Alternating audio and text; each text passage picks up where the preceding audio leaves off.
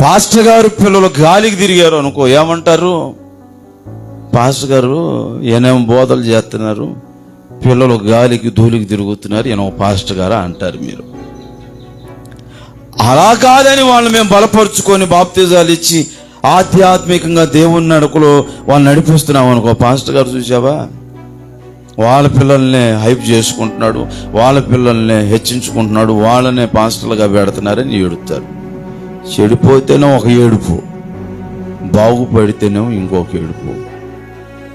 Phone తెగించు నువ్వేం చేస్తావంటే నువ్వేం పనులు వదిలి రావయ్యా. కుటుంబం సరిగ్గా చూసుకోకపోతే నీ భార్య ఊరుకోదయ్యా. మరి త్యాగం చేయాల్సిన ఎవడు? మేమే. ఏమయ్యా నువ్వు ప్రశ్నించటం బాగానే ఉంది, నోరు ఉంది కదా, చెయ్యి ఉంది కదా అని. మరి నీ కొడుకును పంపి చూద్దాం. మా కొడుకును ఆపుతాను, నీ కొడుకును పంపి.